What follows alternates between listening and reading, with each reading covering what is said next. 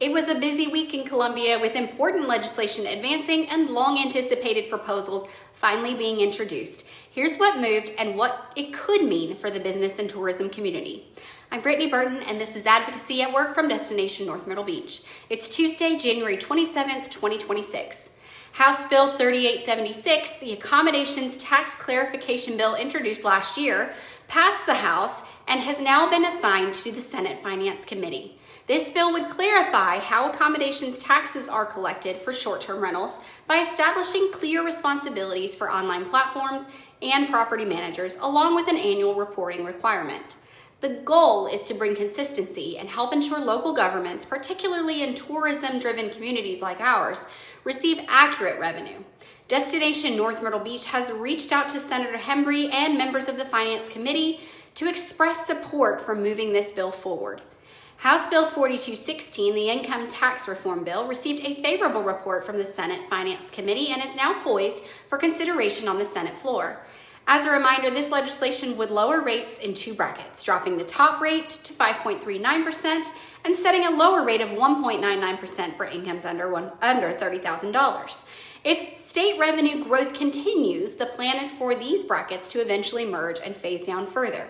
We'll continue monitoring as this bill advances. Another bill we followed closely last year, House Bill 3021, the Small Business Regulatory Freedom Act, was heard in a Senate Judiciary Subcommittee last week. While ultimately no action was taken, there was significant public comment. This legislation would reduce regulatory burdens by requiring agencies to eliminate 2 regulations for every new one proposed, limit courts from automatically deferring to agency interpretations, and set timelines for finalizing new rules.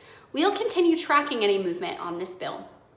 Last week, we mentioned the House Ad Hoc Committee on DOT Modernization met, and we're getting closer to putting forward a piece of legislation. However, the Senate has pulled ahead of them with the introduction of Senate Bill 831 by the Transportation Committee Chair.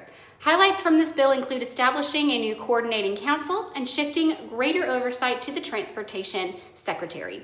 We are tracking the conversations in both the Senate and the House and analyzing business impacts, as these significant proposed structural and funding changes include the potential transfer of local road ownership to counties, expanded public-private partnerships, and the authorization of new development impact fees and tolls to address congestion.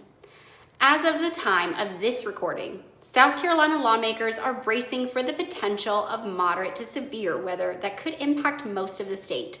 Leaders say they will prioritize the safety of legislators when deciding whether to gavel in.